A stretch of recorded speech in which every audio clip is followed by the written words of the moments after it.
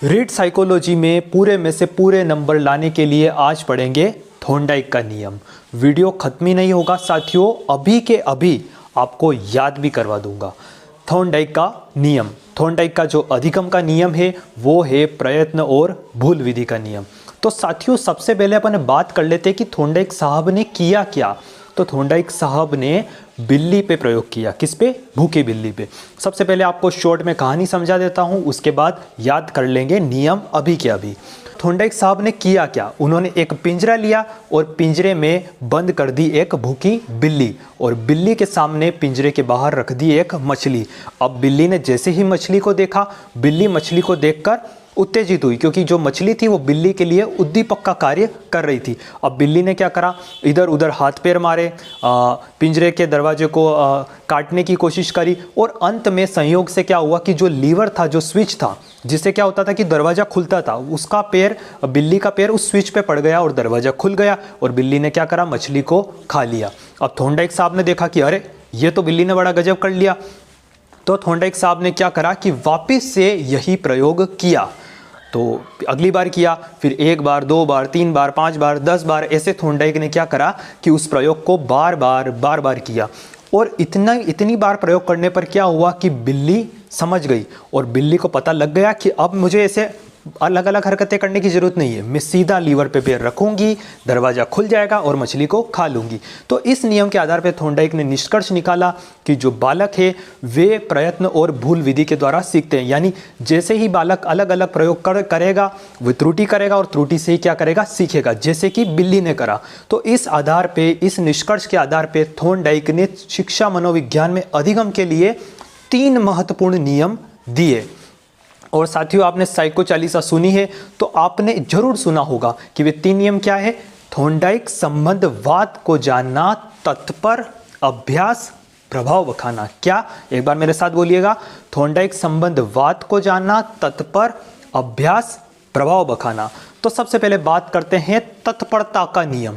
तत्परता का नियम क्या है?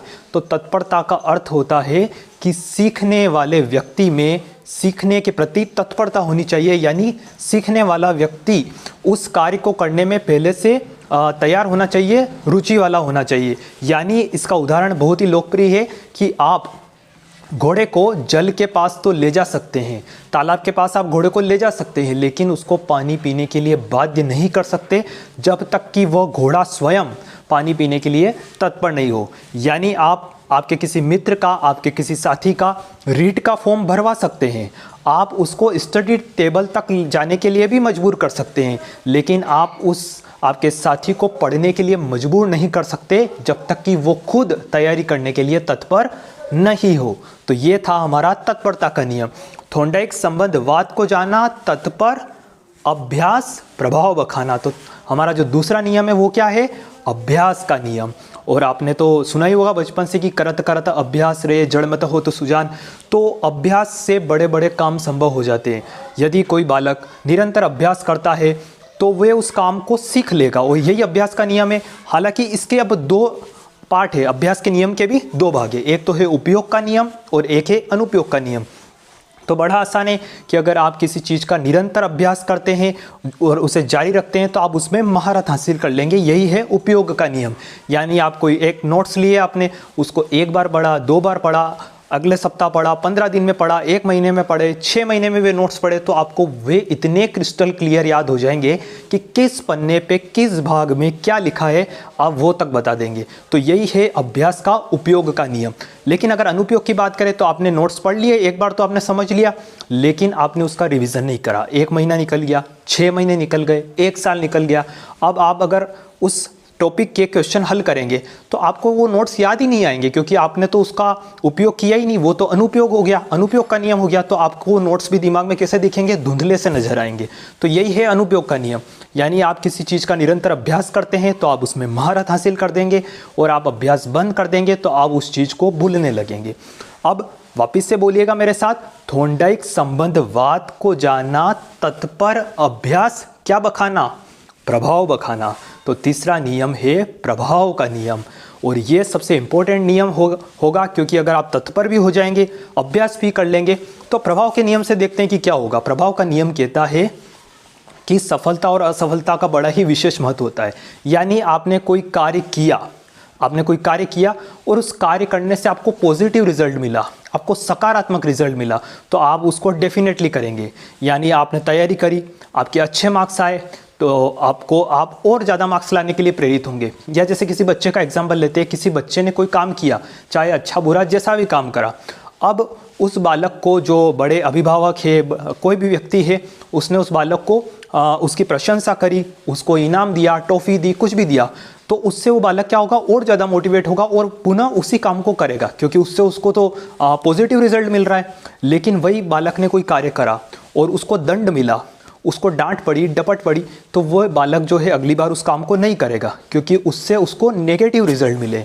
तो ये जो प्रभाव का नियम है वो कहता है कि सफलता असफलता का विशेष महत्व होता है। तो आपको वैसे ये याद हो गया होगा, एक बार वापस से बिल्कुल बुलेट रिवीजन करवाता हूँ। थॉर्नडाइक संबंध, वाद को जाना, तत्पर अभ्यास, प्रभाव बखाना। तो तत्परता का नियम क्या है कि सीखने वाले में सीखने की प्रबल इच्छा होनी आवश्यक है। जैसे आप घोड़े को पानी के पास ले जा सकते हैं, लेकिन पानी के लिए, पीने के लिए बाध्य नहीं कर सकते। आप किसी साथी का रीट का फॉर्म भरवा दोगे, उसे लाइब्रेरी की टेबल पे ज़बरदस्ती पकड़ के ले जाओगे कि तू पढ़, लेकिन वो तब तक नहीं पढ़ेगा जब तक वो खुद मन से तैयार ना होगा, वो तत्पर नहीं होगा। अभ्यास का नियम, तो अभ्यास का नियम यही है कि आप वो काम रोज करोगे तो सीख जाओगे, रेगुलरिटी में रखोगे। जैसे आप टाइपिंग सीख रहे हो, आप हारमोनियम सीख रहे हो, आप डांस सीख रहे हो, आप कार चलाना, मोटरसाइकिल चलाना सीख रहे हो, आप रेगुलर रहोगे तो सीख जाओगे। लेकिन आप उस काम को थोड़ा सा करोगे, फिर बंद कर दोगे, फिर थोड़ा सा करोगे, तो आप उसको सीख नहीं पाओगे। तो यही उपयोग और अनुपयोग का नियम है अभ्यास के अंदर। और प्रभाव का नियम, पॉजिटिव रिजल्ट मिला तो काम करेंगे, नहीं मिला तो नहीं करेंगे, बात खत्म। उम्मीद करता हूं कि आपको मुख्य नियम और थॉर्नडाइक ने क्या प्रयोग किया ये याद हो गया होगा। और वीडियो पसंद आया हो तो कम से कम अपने दोस्तों के साथ शेयर जरूर कर दीजिएगा, जो रीट की, सीटेट की, केवीएस की या फिर किसी भी टीचिंग एग्जाम की तैयारी कर रहे हैं। तब तक के लिए मैं आदित्य जैन आपसे विदा लेता हूँ। आपका बहुत बहुत धन्यवाद, आपने वीडियो यहाँ तक देखा। जय हिंद, जय भारत, वंदे मातरम।